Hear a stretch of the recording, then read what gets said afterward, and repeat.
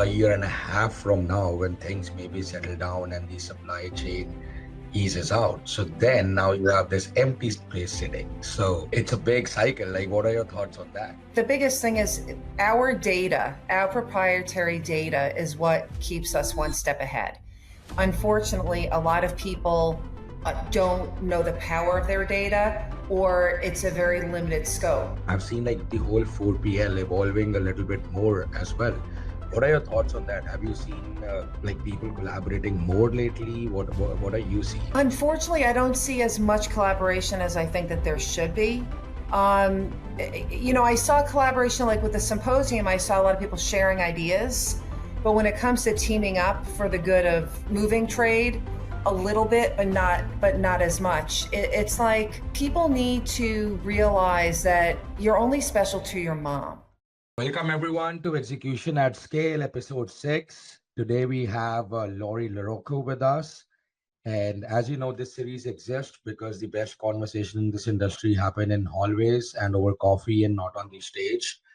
And so that's why this series exists, to change that and have honest conversations. And today, like as we started, Strait of Hormuz has fully been closed, so perfect timing. And today, joining me is Lori with LaRocco Consulting, and one of the sharpest voice in global trade, as we know. And Lori spent years at CNBC as a senior editor for global supply chain, and also writes a Substack called Trade Alert. And also she's author of several books. So one of the ones which I'm reading right now is called Trade War Containers Don't Lie. So very excited to have you, Lori, on. And before we go into the next, fun stuff, I would love to see if you would like to add on anything. Sure. I mean, I think what you're doing is really good in terms of promoting like honest conversation. As you know, I just recently had my supply chain symposium, which does the same. And you got to put your egos aside in order to succeed in today's world of trade, because honestly, everybody has a competitor, and our competitors make us better because it pushes us to be our best. And so I always get that bitter taste in my mouth when you get that sarcastic, know-it-all type of conversation. And everybody has something to learn every day. And especially with what's going on right now in the Middle East, I think it's very timely with what you're doing. So thank you for having me. I appreciate you being on board. So I guess let's just start with the, breaking news we saw this morning. What is your take on that? As I talk to my friends in Asia who contact me on WhatsApp, like, is it really opening? And I'm like, no. I mean, what we're seeing right now is this power dynamic of, for parents that have toddlers out there or have had a toddler, your toddler is testing you, and Iran is the toddler, and they are playing every trick in the book to test. And, President Trump does not want to go out on a full stage war.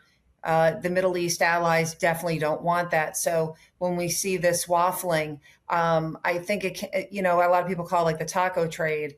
I think it's more of also how many Middle East allies are calling the United States to tell President Trump to pull it back to see if diplomacy can prevail. Yeah, absolutely. And that's the whole turmoil. And we saw some of this, back in 2020, and also one of the things in your book, right? So it's kind of like it's happening pretty much again. So I guess that basically gets us to the whole agenda of this, right? One of the things you and I talked about when we last spoke was around canceled sailings, slow steaming, and let's go a little bit deeper into it, the whole plan B, how a company can be better prepared and also better aware, and to be better prepared before things happen. Yeah, most definitely. And the biggest thing is our data, our proprietary data is what keeps us one step ahead. Unfortunately, a lot of people don't know the power of their data, or it's a very limited scope. And so, recently I was at a private equity event, and I asked, suppliers out there, companies out there, do you know your third tier supplier? No one raised their hand. You need to know your suppliers all the way to the 7th level, because with what's going on with the Strait of Hormuz. So when it comes to supply chain and when it comes to something like the Strait of Hormuz, it's like what I did with the trade war, with trade war with China. You want to figure out what is moving out of there. And it's not just the crude, it's the molecule. And so the cracking of the molecule creates 70,000 different products. And so we're seeing chemical constraints. And so the price of paint is going up. You have plastic shortages, all because of the Strait of Hormuz. And so this is where it gets back to where you need to know your supply chain. And so do you hire an exeger where they do it for you? Or do you dive into your own data? You create an agentic AI program to see where are you vulnerable. And so if you know where you're vulnerable, that's where your plan B, C, D, E come from, because you have to be able to pivot. So if you know one area is constrained in getting your product so it can be completed, you have to then go to another source. And then it's the same approach. Like when you look at the diversified basket for where you're going to be bringing your product in. We touched on this in our call. Because of the bunker fuel quality issue and the fact that you've got slow steaming, canceled sailings, there is a chance, I spoke with Peter Sand about this at my symposium, where you might actually have the secondary ports canceled. Some secondary ports might be canceled because ocean carriers will save on fuel. Just go to a handful of ports versus all of them in your string. Now, that's not a given it'll happen, but you need to be prepared for that. So you need to know, okay, what ports do I use? All right, what are the major ports that are near my secondary port?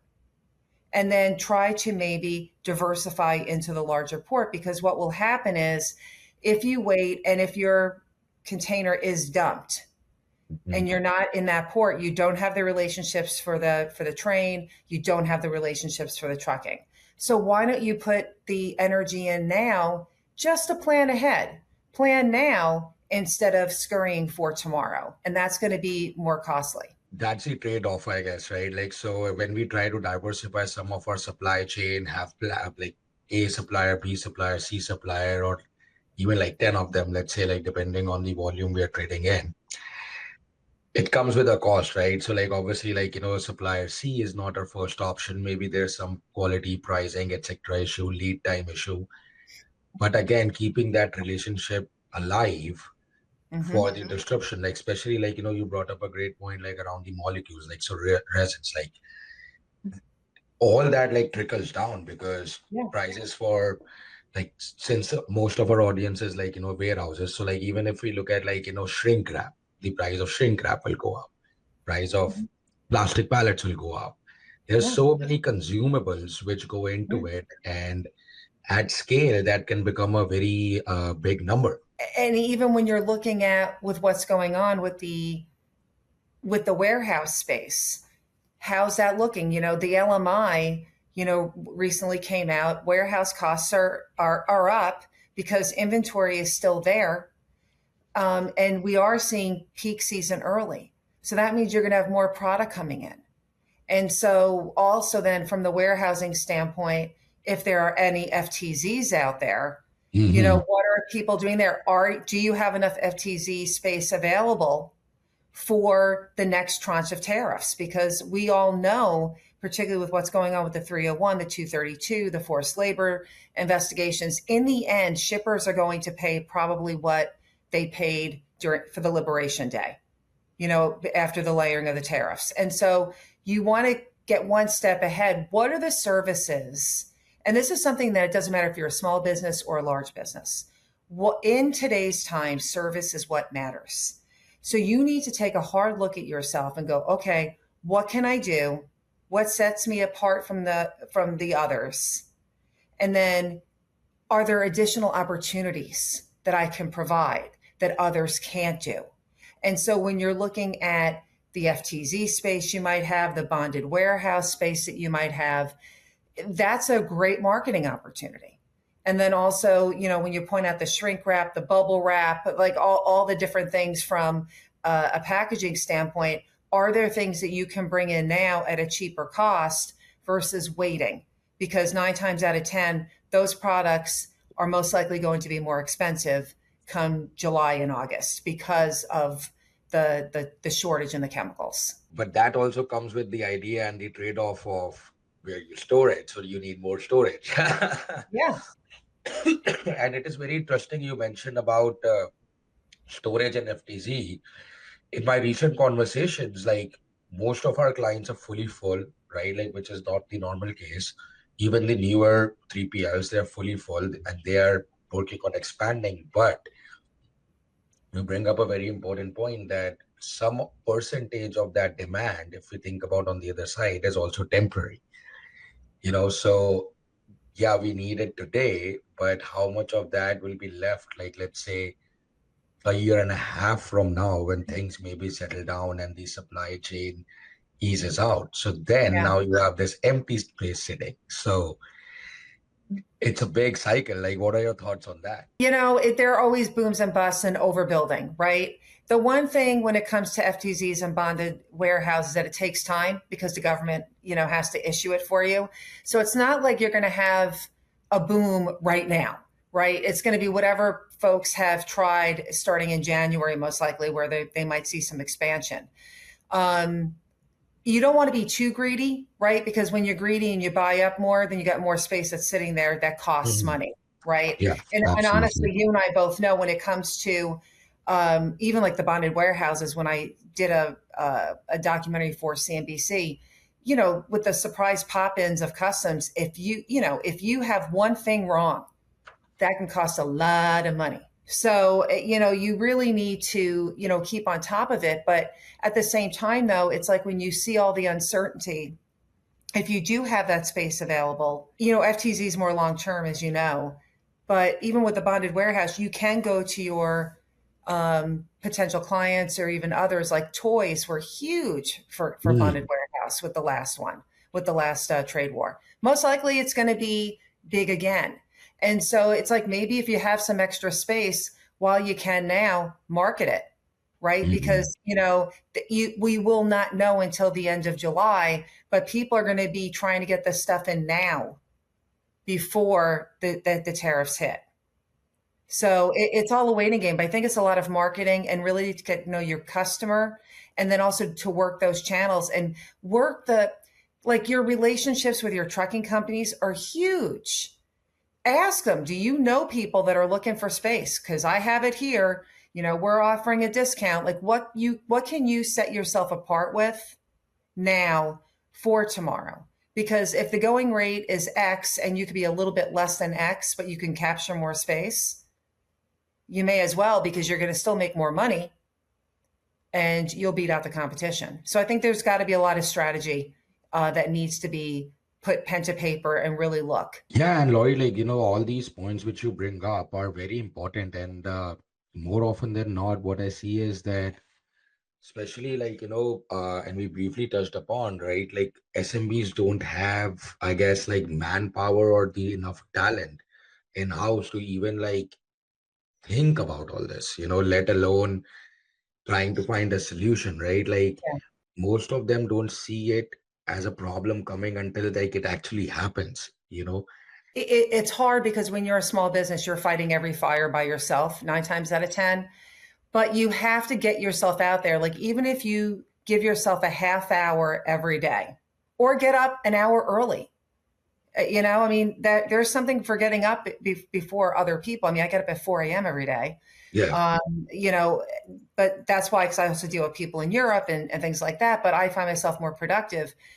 You need to literally invest in yourself. And so that means you need to literally put on the calendar every day a half hour of what you need to do in that half hour. And you make the bullet points in that half hour. And so a lot of people don't realize, but like the Port of New York and New Jersey, for example, Hmm. they do a lot for small and medium sized businesses. They actually have programs. Go on the website, go look at the port near you and see what do they have for you. Gemini Shipping is a consortium where small and medium-sized businesses all get together, because in totality, when you put all their TEUs together, they're just as, they may not be as big Yeah. as Walmart, but they're big. And so it's the power of being many. And so there are a lot of things out there, but for small and medium sized businesses, you literally just have to go, okay, at this time every day, this is what I'm going to do. Today, I need to do a press release. All right.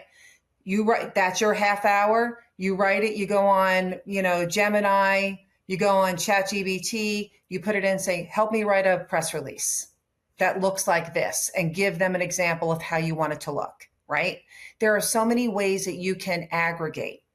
And I think it's the time management that makes it better. And then also, if you do not like the warehouse company that you are using for your facility, there are many others. Like ShipBob does a lot for the smaller guy. And I was at their facility. It was phenomenal. It was literally, I could not believe how clean it was, how fast it was. And a lot of it was automated, and it had the double component of humans overseeing. Mm-hmm. So you just really have to research, but you need to invest in yourself. You spend all of your money creating your product, selling it. Well, carve out that half hour every day and get something done. Yeah, absolutely. And I love the idea of waking up at 4 a.m. Like I started that like about 12 years back. And now, like, like it keeps on changing though. I would have to get back to like doing it every day. But I guess, like, if you look at it from the perspective, I think the main thing, like, if I pick up from the whole conversation is like keeping ourselves updated. Yeah. And especially like, what you said about like the consortium. And so like their whole combined TUs, right? Like, so that reminds me of this theory I learned when I was young. Like it's the matchstick theory.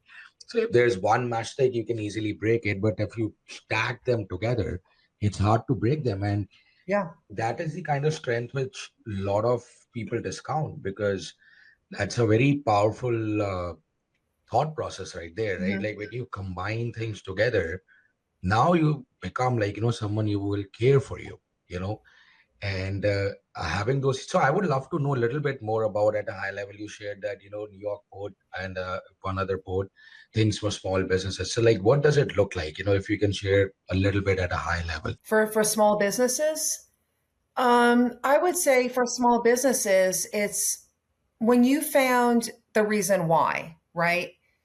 In terms of what made your product successful, you found a niche, right? A void. When you look at what you do, you have to figure out what sets you apart. Like, for example, so Andrew Peterson is one of my contacts. He created Flow. That was a public-private partnership for the U.S. government and uh, private companies and public companies in logistics. They literally mapped out the logistics for the United States. Oh, wow. Yeah, it was pretty cool. It helped with the facilitation of the vaccine for COVID. It helped during the COVID pandemic and things like that. And so when he created this, he realized that there was a void in terms of uh, companies getting bumped off of off of vessels. And he created a platform called Laneway. And so Laneway actually is where, if you're a shipper and you go, you become a client or whatever, it monetizes your spot on the vessel. Oh, okay. And so either if you use it, that's great. If you don't want to use it, you can sell it. And so he's actually working now with ocean carriers and shippers, because you don't want to have a half full vessel, right? You want to make Oh, sure yeah. that it's full.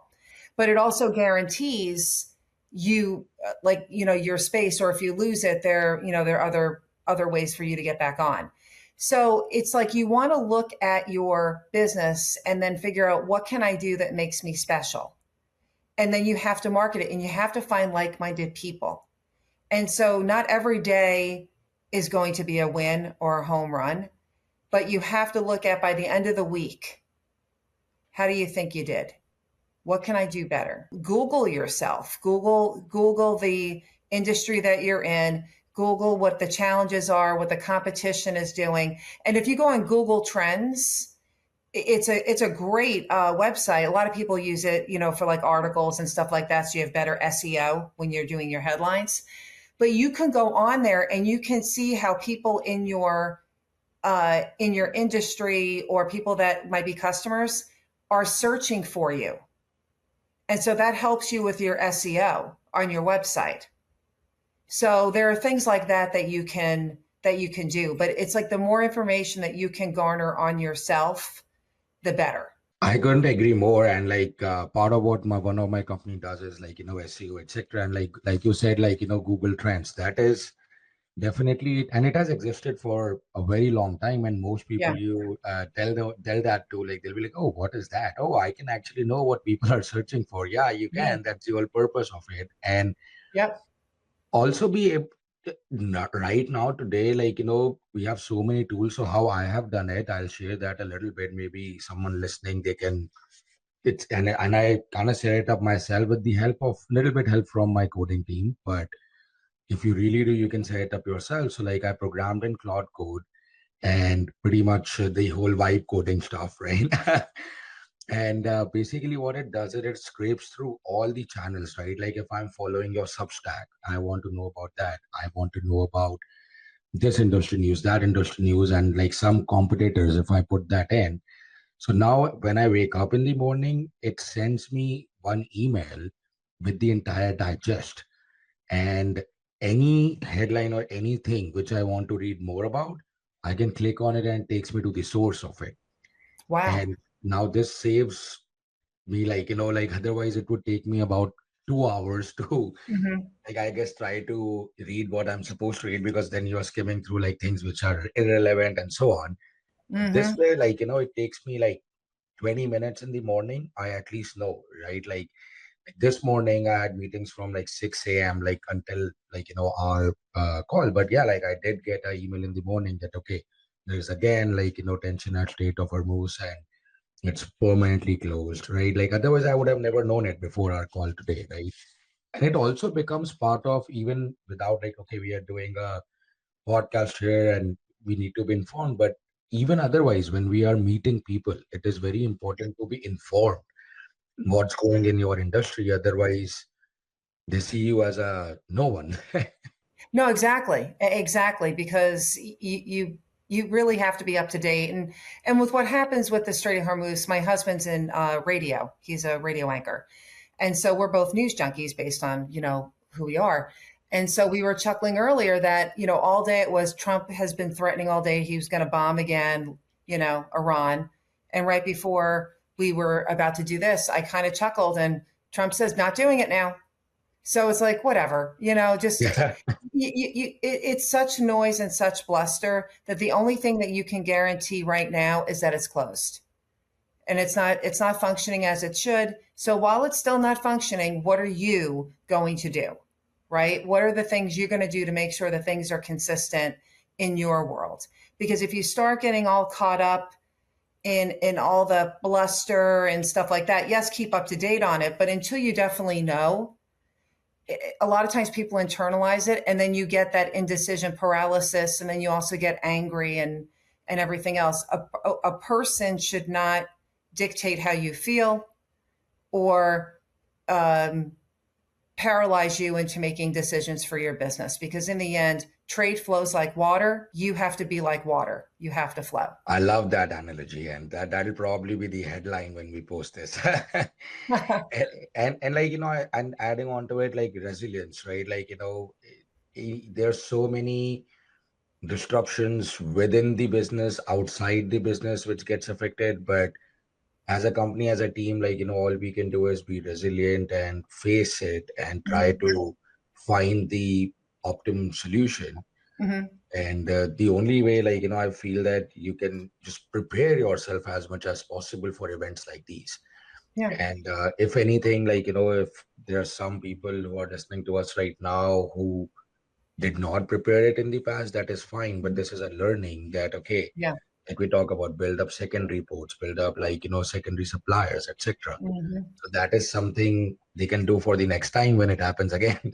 Exactly. And build the relationships. It's like you don't you have to keep in touch with the people that you're having relationships with. And if you drop those out because you're getting so caught up in whatever the garbage is on the headlines, when you call them that you need something, they're gonna be like, why am I'm not talking to you. You haven't called me in 6 months. Yeah. I'm gonna go help the guy that I've been talking to consistently, right? Or, or introduce yourself to another secondary supply chain provider and all of that too, and be like, hi, blah, blah, what do you have?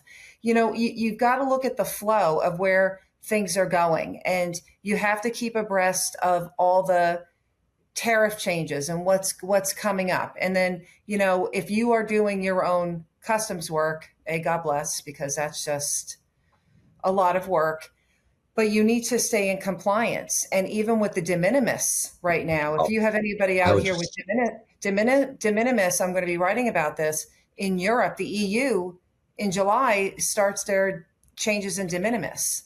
De minimis will still function, as we all know, it'll just change. And so, what did you learn in this de minimis from the US, and how do you apply those lessons for the EU? Right? Because every country is different and things like that. So even if you have to source that out, make sure that they're vetted and things like that.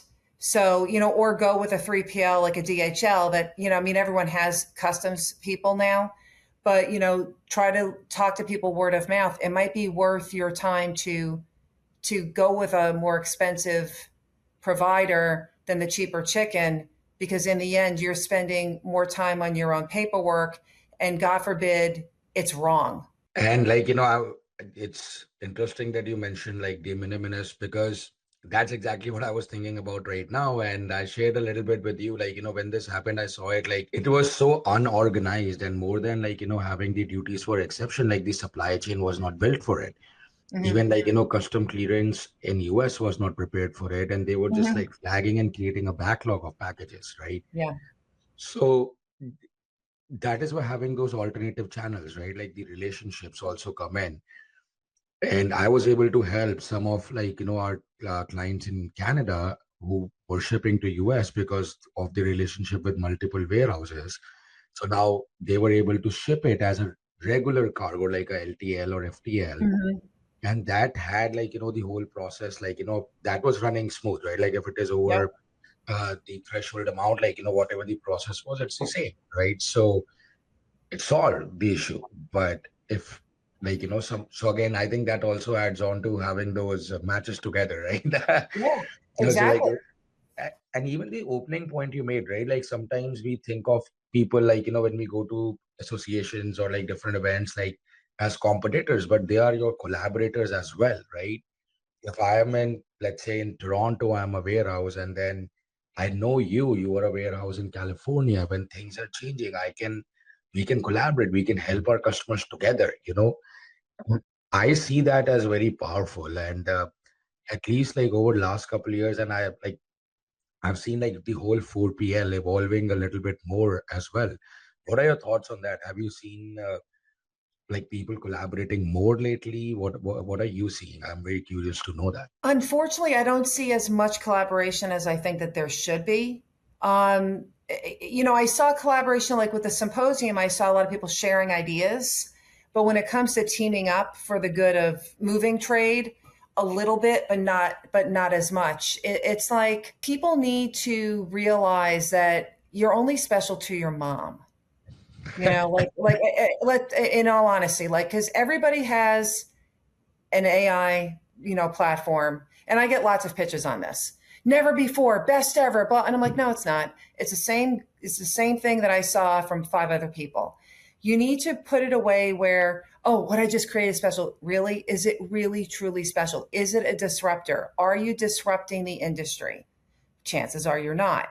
What makes you special is you and your service, your personality. Are you a winner? Are you nice? People don't, there are certain people in the industry that we know that have very bad reputations because they're a know it all. They might have Mhm. the private equity money to get out there, but when you really look at what they do, it is far from special. And in fact, sometimes it's not even good. but so that's where you have to rise above. And so I think that there'd be more people that'd be willing, like you, that, hey, listen, I admire what you do. You are my competitor, but I admire what you're doing.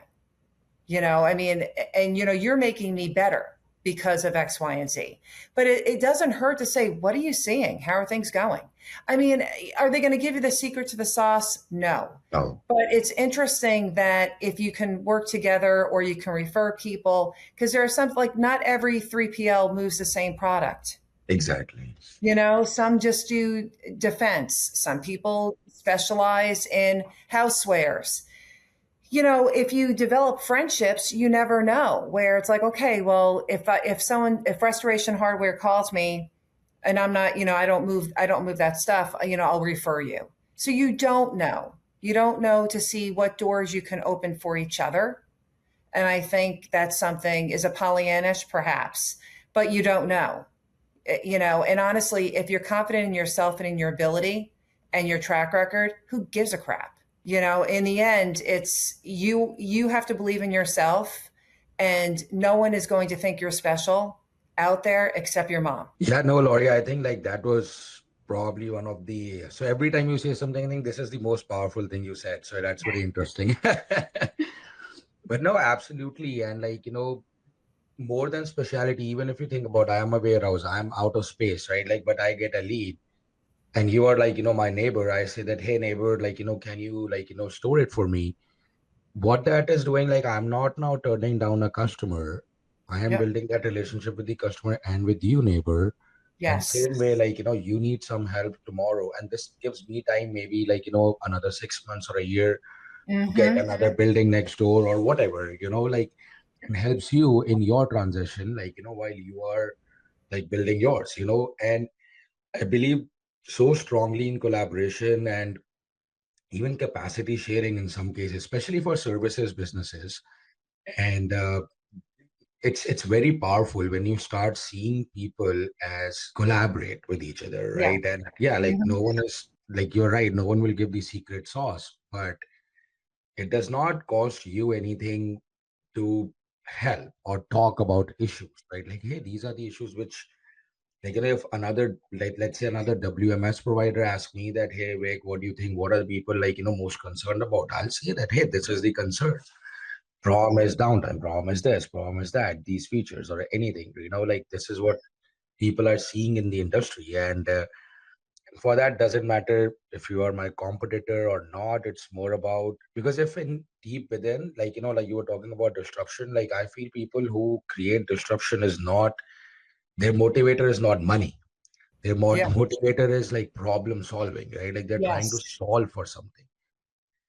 And money is just a byproduct, I feel like. It's the way that you look at a solution. A solution is how both parties win. The solution is not about how much money can I gouge out of you because of a certain situation. Yeah. It's what can we do together to make things better. That is the solution. That's the service. And so if you go to somebody, hey, listen, I don't have space, but Billy Bob does right down the street. Let me give him a call. Let me see what I can do. And then you have an arrangement with Billy Bob about whatever it may be. And then it's twofold. And so then Billy be like, hey, and listen, thanks so much, Vic. The next time I owe you one or blah, blah, blah. And so it builds that community. If you build that community of service and of thought leadership, I think it'll go a lot further. And so, particularly with the smaller businesses, you need that. You need to combine forces because you are getting eaten out by the little guy. I mean, by the big guy, rather. Big guy, Yeah, yes. by the big guy. So, do you have the deep pockets of DSV? Most likely not. But where are they? Like, you start trolling. Where are the big guys putting their money? Where are they investing? Because when it comes to logistics, and this is good for warehousing, I always say your new tomorrow is based on where the big ocean carriers are building because they are building for the long haul. Infrastructure takes time to build. So, for example, where are they building right now? MSC and Maersk are spending a ton in Africa and a ton in India. A ton. They're building roads, they're building terminals, they're doing all this. What are they going to need? Warehouses. What is one of the biggest problems in India? The warehouses are like 2 hours away from the port. So what do? Could there possibly be warehouses, areas where you could build a warehouse closer to the port? That would give you the competitive advantage because someone's going to just want to have their stuff closer to the city, closer to the port, right, to get in and out, right? It's that port fluidity. Look where they're building. If DSV is opening up a new warehouse somewhere, around the world in the United States, where are they building? Oh, they're building in Milwaukee. Why? And then start diving into the metrics of Milwaukee. Why does it make sense for somebody to build $100 million facility, right? And then that should be a thing for you going, what can I do? Because in that market, you are going to be the cheaper chicken. So that's the competitive advantage. So do you ghost and you try to, trickle in on the big guy? Why not? They're doing all the research. They're doing all the heavy work. That's their why. You need to find out their why. So there's always expansion opportunities, right? If you don't think the location that you're at is good or the inland terminal, whatever, find the why. Where are the other people building? Where are they investing in? Why? And where is your new tomorrow? Look where, like Atlanta, they're building out tremendous. Oh, yeah. They don't have any restriction. Like New York, New Jersey, restricted, right? No land to build. LA, Long Beach, no land to build. Where? Atlanta. Their throughput is tremendous. Look where the ports are expanding. If you are expanding, you will need warehouse space. What does the land look like now? So if you come in now, the land is going to be cheaper because it hasn't been built yet. So once the infrastructure is built, that's when everything goes up property-wise.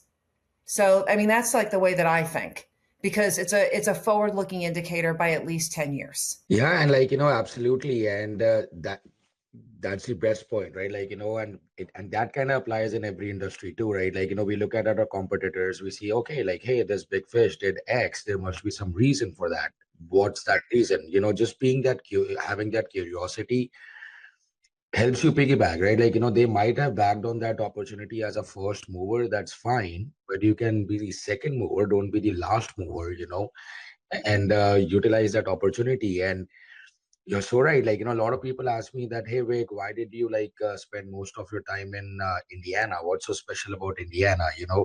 Indiana is crossroads of America, right? There has been millions of square feet of warehousing space built there.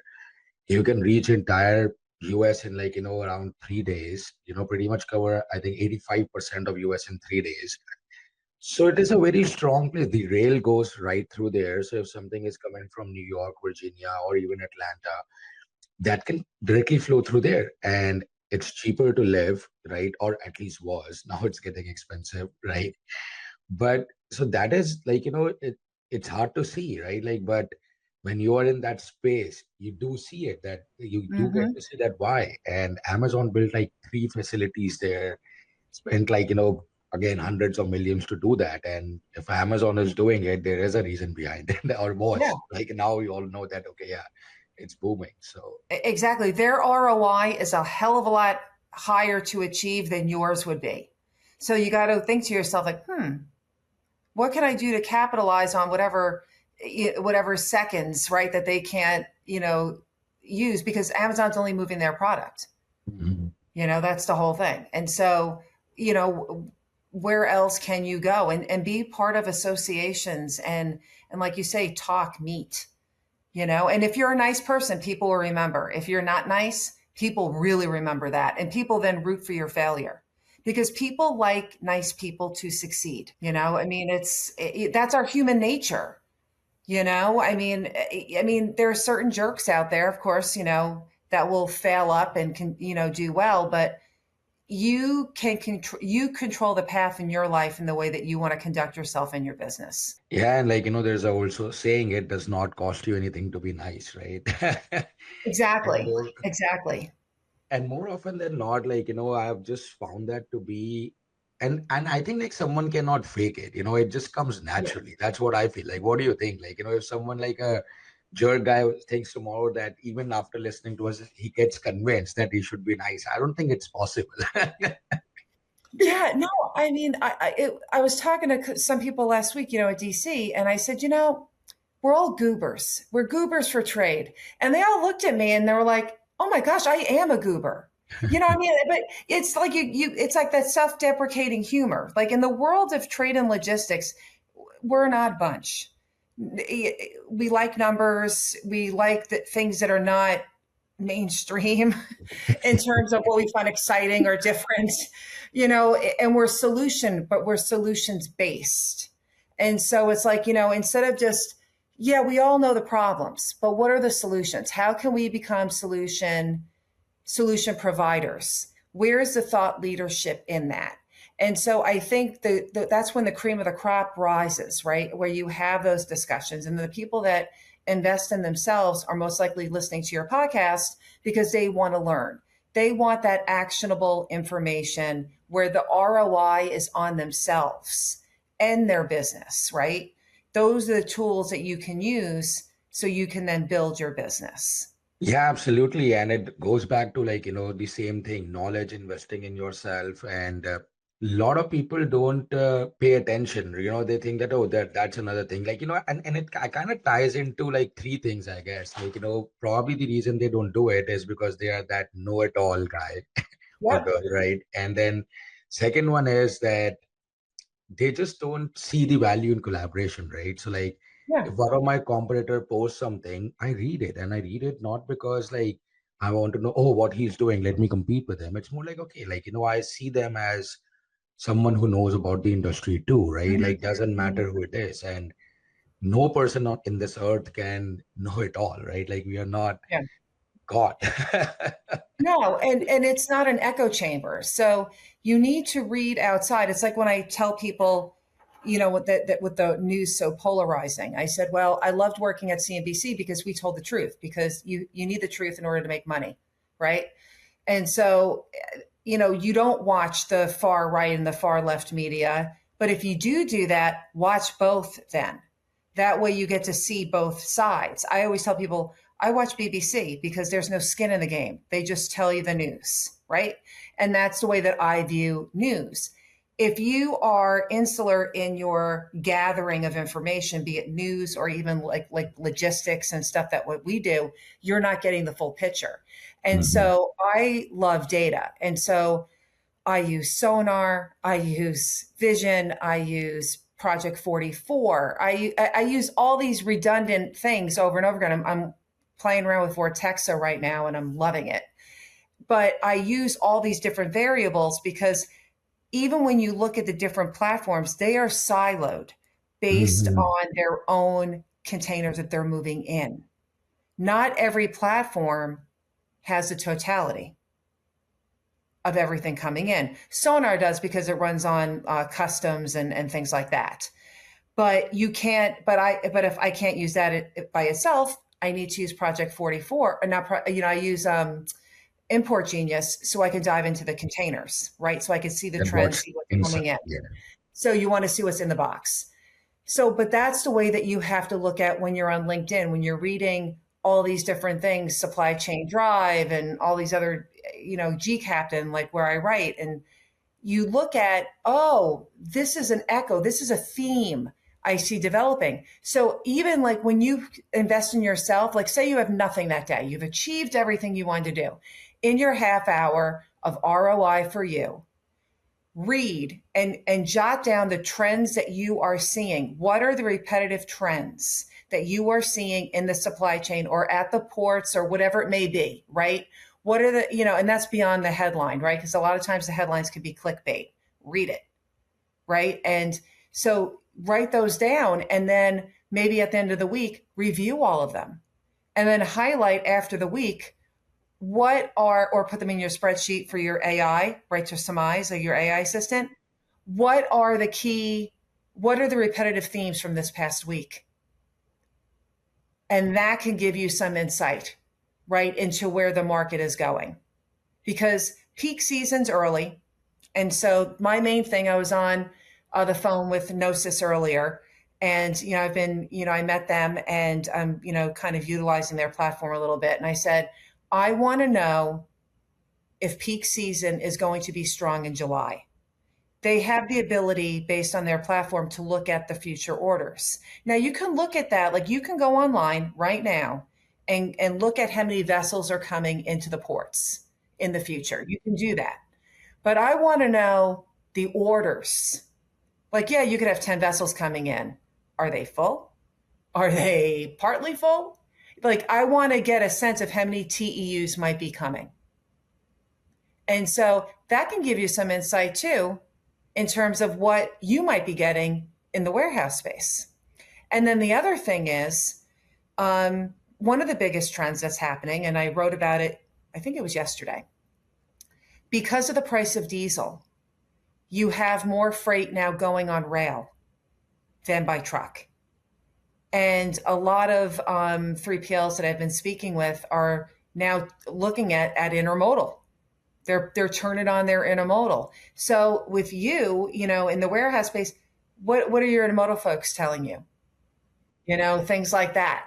So all of these different things, you could see the baby trends developing now. And so your space. Well, oh my goodness, if more people are coming by train, that means it's XYZ. Oh, I can do this. Jump on it now. Make it available because it makes sense. Why spend 10K on a truck when you can get 2K? Yes, it's slower, but if it's coming in for Christmas, that Christmas tree is going in the warehouse anyway. So again, it's just kind of that layering effect. And there's so much data out there. Look at it. But I really like that whole thing of jot it down in a Word document, have your AI system pull out the major themes of what they see every day. And then at the end of that week, on that Sunday or Saturday, hit what were the big trends this week? What should I be looking at for next week? And there you go. Even if you put the links into the articles, because you know how smart the AI can be. Look at these articles that I read. What are the big trends that I should be looking at? Yeah, absolutely. I mean, going through the similar pattern throughout the industry, and that's the key. And I totally agree. And I'm going to adjust my AI assistant to send me another weekly digest, which will give me all these patterns. So thank you for sharing that. Yeah. And thinking about this, I just thought about it, whenever this gets posted, and if someone actually listens to this part, so they can actually reach out to me, and I'm more than happy to somehow clone that AI agent and give it to people. Oh So God, I would take it. I would take yeah, yours because I can't stand the AI agent that I'm using right now. I'm like cursing at it. yeah, I Yeah. don't know if mine is better or it's still worse. At least all I know is okay, it just skims through, gives me list of things, and I'll share it. I'll show it to you how it works, and if you like it, then I can somehow clone it. Okay. I guess I'll have to figure out how to clone it. Yeah. I So, know nothing. So it's for somebody who's so data wonky when it comes to like coding, technology overall. I can play around with data systems, but mm, making technology, no. Working yeah, with technology, it depends. yeah, I'm the same way, and I although I run a software company, my other company does a lot of custom software work, and a lot of people when they first meet me, especially with my glasses on, they think that I'm a coder.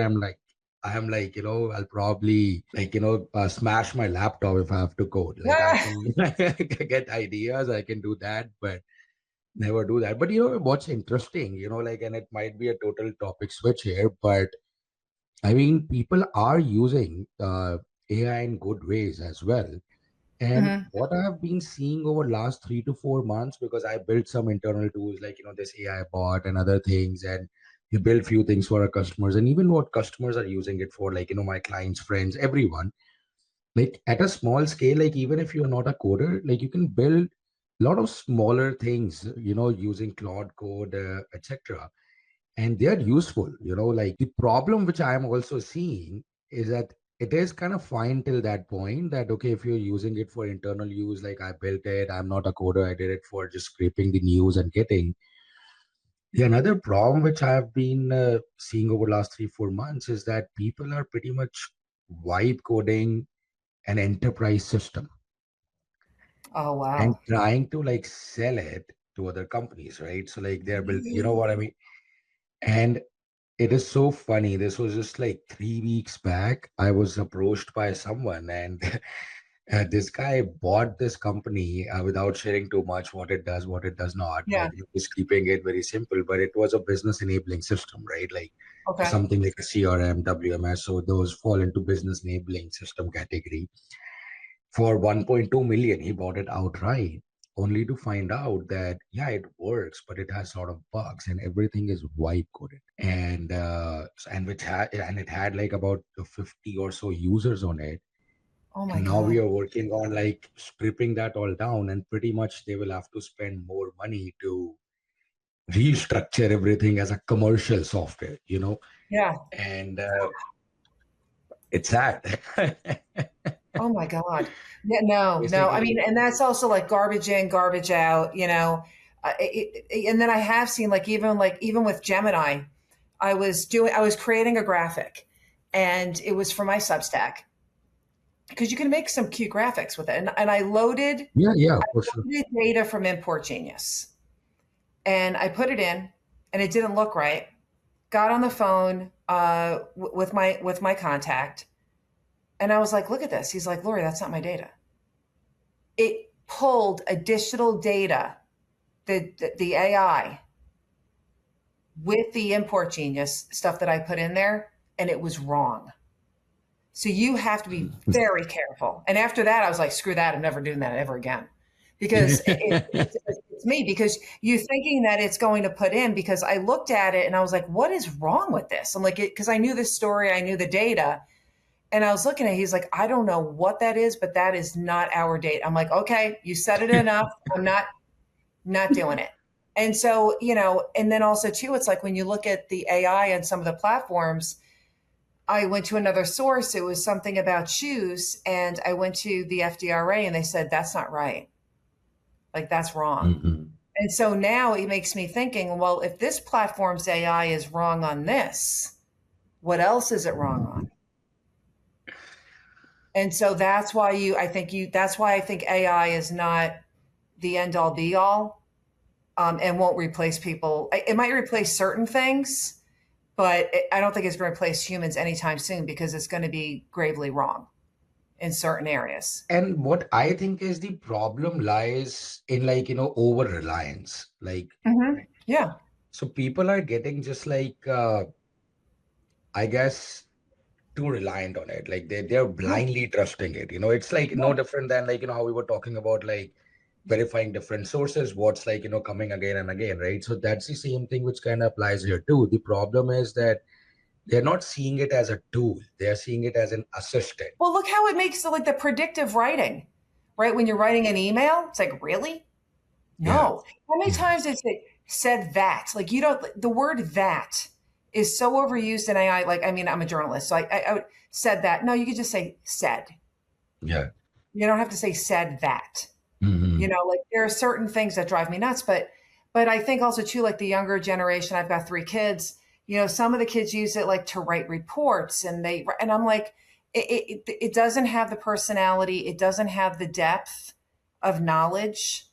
It doesn't have the emotion, and you need the people. And that's why when you're looking specifically at data and with what you want to look at trends, you need to have multiple sources in order to see if you see that trend. That's why I say, like when you're reading all the different news reports for logistics, read them all, the crappy to the best. But in the end, see what trends are they reporting on, what is developing, what is growing, and then that I think AI can handle. So at Yeah. least I hope. Yeah. At least I hope. But a lot of people, I mean, they are using it in logistics. It's still in the infancy. Um, but people, it's like supply chain financing. People know they need it, but they don't go there, which to me is maddening. It's like if you want working capital, why don't you look at supply chain financing? It's like a no-brainer. Yeah, that's the first place I would start. That's for sure. And well, I know that I will. Seems like we can go on for a couple more hours, but we are nearing that 1 hour slot. So I want to be respectful of your time. Thank But you. if I like kind of summarize, like, everything, and then I will hand it to you to conclude everything. So I see that one of the things which I learned from this is like one, increase your knowledge, and in that process, try to work with your peers, because a lot of smaller companies can combine to be like bigger companies, right? Hmm. Or like compete with them. And third, use AI as a help, not as someone to fully rely on. Exactly. So, but I will kind of give it to you. Like anything you want to share, which you think that we did not cover, what would be the last, like last 5 minutes of remark to reward someone who listened to us for the whole hour? Let's put it this Sure. way. I mean, in the end, you have to know as an entrepreneur, or you have to know your worth, right? Because why are you doing this, right? I mean, it's a struggle to start, and you need that belief. You need to take that into the room when you're negotiating freight rates, when you're negotiating, um, just in general, right? And but then also that power of we. Find out which companies work for small and medium sized businesses. Like I said, the Port of New York and New Jersey, they have a program. Costco, COSCO, they have a program for small and medium sized businesses for freight. A lot of people don't know that, but they have one. And I know that because I spoke with the CEO. And so you have to arm yourselves, do Googles, or even ask, like, this worked for me. If you go on like a Gemini, you can just say, which ocean carriers um, offer small and medium sized business programs, or offerings. Do something like that. Which warehouses offer yada yada for small and medium sized businesses.